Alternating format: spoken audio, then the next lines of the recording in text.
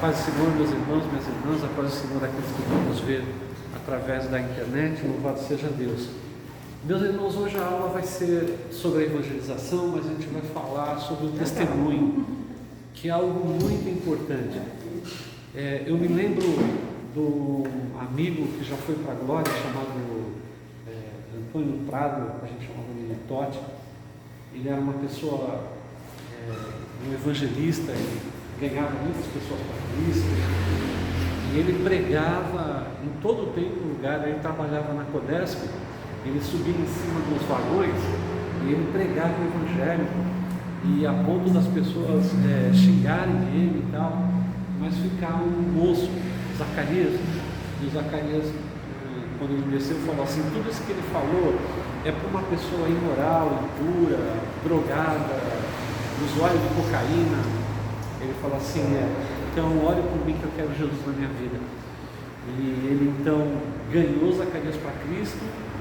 Zacarias discipulou Zacarias, e o Zacarias foi, hoje ele é um pastor, casado, louvado seja Deus. Zacarias na época morava com uma moça que era garota de programa, né, e era usuário de cocaína, e assim o Totti ele fazia. O Totti jogava futebol e ele era chamado de padre, porque ele sempre, com ousadia tremenda, ele falava assim: vamos orar aqui, fazer uma reza e tal. Aí ele dava a mão para todo mundo, ele dava uma palavra, ele chamava ele de padre. Várias pessoas se converteram. Ano que ele ia, ele ganhava as pessoas para Cristo, né? E ele tinha um irmão hoje é pastor também, é o André, está vivo. O André, ele, dos 3 filhos, ele era aquela ovelha negra da família, né? E ele então também enveredou pelo caminho das drogas, que é terrível, e ele acabou por ser liberto. Era da igreja, mas roubava a própria casa da sogra para o uso, ter dinheiro para o uso da droga. E ele então, ele liberto disso tudo, ele contava o testemunho dele, ele contava todas essas misérias, né, que roubava, fazia, e enganava, mentia. Daí chegando assim no finalzinho do tempo dele, ele falava assim: mas Jesus então na minha vida me transformar. E aquilo incomodava o Totti. O Totti ficava incomodado com aquilo. Daí um dia o Totti chegou para o próprio irmão, confrontou, falou assim: escuta, eu vou fazer o seguinte, eu sou seu testemunho direto, aí eu vou pedir para que você fique viciado de novo, porque parece que você tem prazer em contar essas misérias. O que Jesus fez na sua vida, o que Jesus está fazendo na sua vida, é isso que importa. Não são as misérias do passado. A gente pode até falar das misérias do passado, mas Cristo tem que ser vivo. Por isso que nós temos que ser testemunhos do Senhor. A nossa experiência com Jesus não pode ser uma experiência que ficou lá no passado. Tem que ser uma experiência que hoje a gente viveu, com o perdão dele, com a graça dele, com a misericórdia dele. E o nosso texto se encontra em Atos, capítulo 1, verso 8.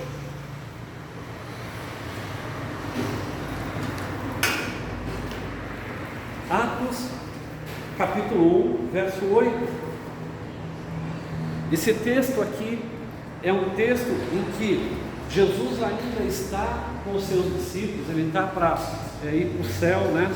A ascensão de Jesus, e ele está dando as últimas instruções. Jesus está falando com os seus 12, os seus discípulos, e ali no versículo 8 ele fala assim: mas recebereis a virtude do Espírito Santo, que há de vir sobre vós, e ser-me-eis testemunhas, tanto em Jerusalém, como em toda a Judéia, Samaria e até os confins da terra. Deixa-me explicar um momento esse versículo. Ele fala assim: recebereis o poder, a virtude do Espírito Santo. E é importante a gente ter essa virtude, esse poder do Espírito Santo, para que a gente possa ser testemunha, para que a gente possa ter a inspiração do Espírito Santo para testemunhar a respeito de Jesus. E veja, e ele fala assim: vocês serão testemunhas em Jerusalém. Então era aquela região que eles estavam. Mas vocês também vão ser por toda a Judéia, que era a província toda. Vocês vão ser lá em Samaria. Samaria havia uns problemas lá. Nem todos aceitavam as coisas de Deus. Então vai ser um lugar difícil também. E também nos confins da terra. Louvado seja Deus.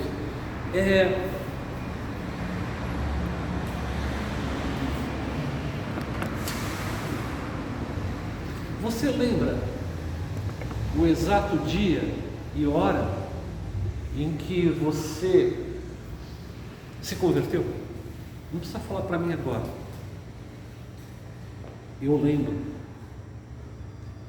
Foi o ano que eu completei 18 anos.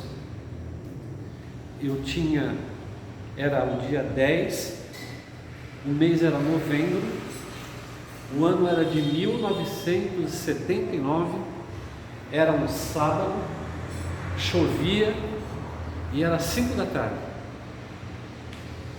Eu fui criado no catolicismo, embora eu detestasse a religião.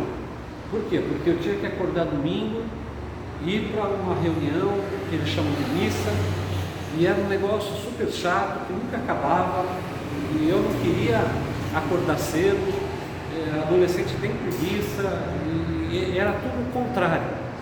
E a minha mãe, ela ficava bem brava. Minha mãe era uma pessoa de uma personalidade forte. Pensa uma pessoa que, se você não fizer o que ela quer, ela ganhava todas. Ela é uma pessoa que impunha ali. Amo muito a minha mãe, se converteu também. Até que um dia ia ter um colégio, um encontro de jovens, um colégio chamado Primo Ferreira, é conhecido lá em Santos, ali fica entre Canal 1 e Canal 2, ali no Campo Grande. E daí tinha uma moça que ela tinha algo diferente nela. Ela falou assim: vai nesse encontro. Eu falei assim: não, encontro de jovens com Cristo. Aí foi, piorou. Não, imagina, que isso? Não, vai. Daí o Pedro, ele falou assim: João, vamos lá, assim a gente agrada ela é uma pessoa bacana. Daí eu falei: tudo bem, para desagradar a colega, lá fui eu, Pedro. Cheguei lá de manhã, eu vi assim os jovens muito diferentes daqueles jovens que eu tinha relacionamento. Eram alegres, cantavam as músicas de Cristo, saíam com o violão tocando, e foi o dia todo. E lá a gente comeu uma comida improvisada, foi um mexicano, que é uma carne dentro do pão e tal, um suco, e assim a gente foi. E quando chegou no final desse dia, um rapaz falou assim: abre o teu coração e recebe Jesus como teu Salvador. Eu peguei e falei assim: que coisa, que isso, Jesus como meu Salvador, né? Daí me veio assim na mente claramente: e se você não fizer isso e perder uma grande oportunidade? A Bíblia, no capítulo 17 de João, diz que o Espírito de Deus nos convence do pecado, da justiça e do juízo. Daí ele falava assim: ora aí, fala com Deus do jeito que você sabe, e fala dos seus pecados. Daí eu comecei a falar dos meus pecados. Daí eu senti toda aquela minha miséria humana, com 18 anos, longe de Deus, sem paz no coração, sabe? Tudo era contrário. Meu pai era alcoólatra, sabe? Eu era muito pobre mesmo.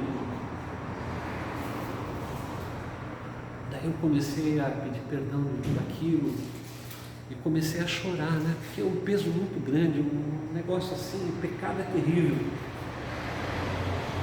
Mas a Bíblia diz: se confessarmos os nossos pecados, Ele é fiel e justo para perdoar os pecados e nos purificar pela justiça.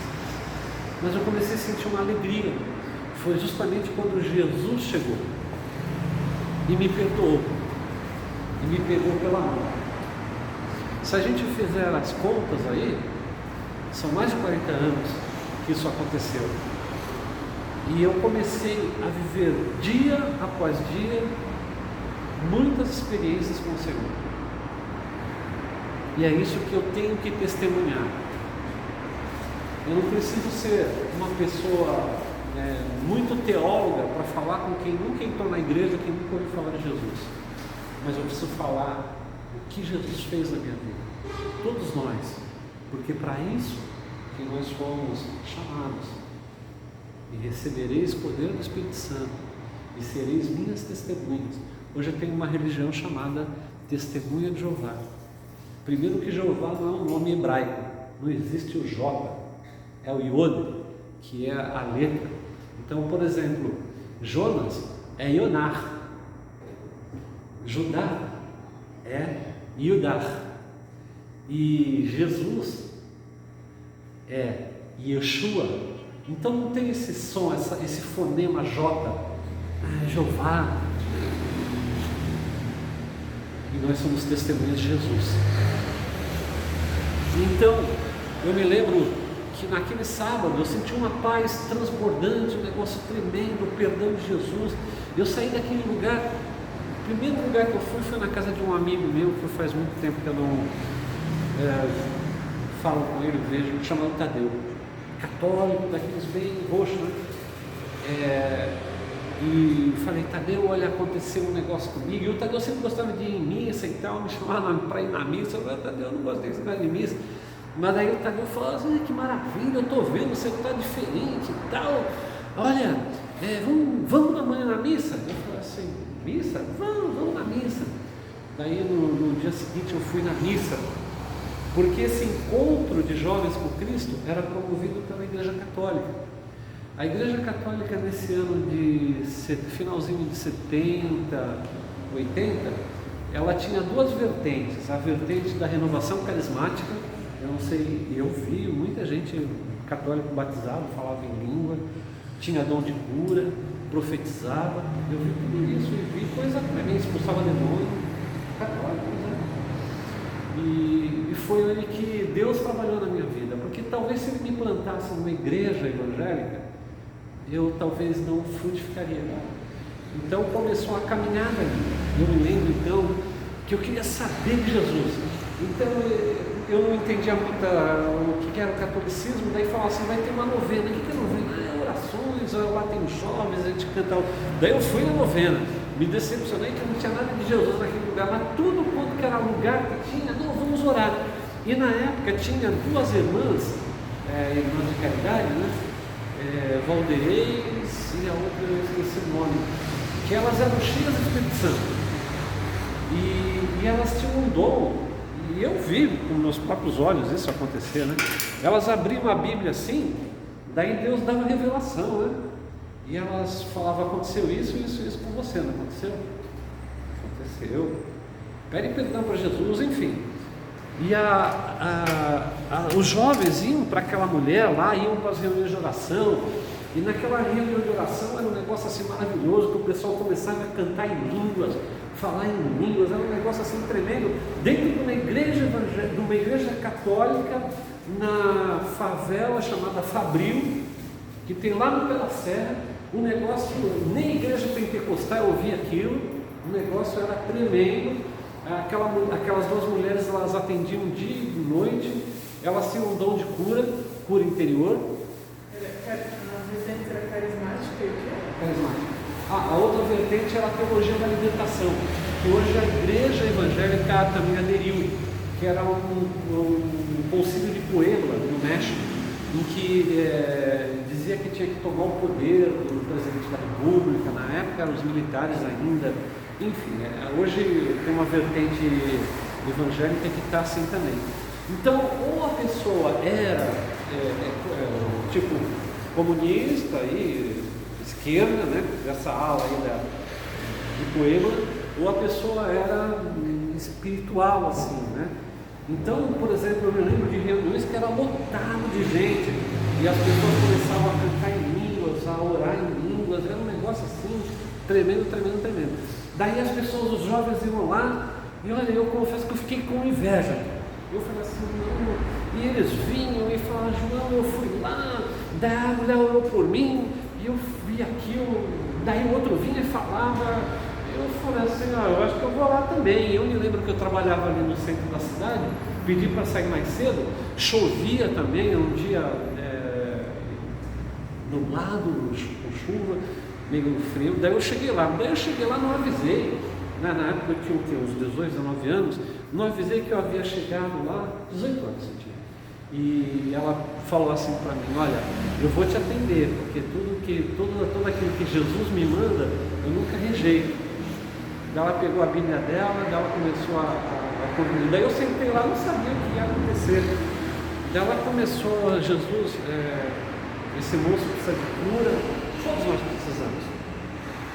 E ela começou então a pedir para que Jesus revelasse aonde que... Daí ela começou a falar. Ela abria a Bíblia, falava, mas às vezes ela pedia para mim pedir perdão, daí eu pedia perdão também. Eu não tenho problema. Eu não tinha... mesmo assim? Ela falou coisa que aconteceu? Ela abria a Bíblia e falava. Falou tudo certinho? Ela falava assim, eu estou vendo fogo aqui e o Senhor está me falando que quando você era pequeno a sua mãe queimou o seu dedo no fogão porque você abriu o gás, mas certinho, era certinho, era impressionante. Daí, inclusive uma outra situação também que eu acabei num acidente lá com um passarinho, o passarinho morreu. Ela falou tudo, ela falava impressionante. Só o poder de Deus mesmo para fazer aquilo. Daí ela falou assim para mim, Jesus ele quer batizar você no Espírito Santo. Daí ela pegou e falou assim, você vai dar glória a Deus, vai agradecer, você vai... Daí a pouco eu ficava, né, glória a ti, e ela falou assim, dá aleluia, o que você quiser aí, e graças a Deus.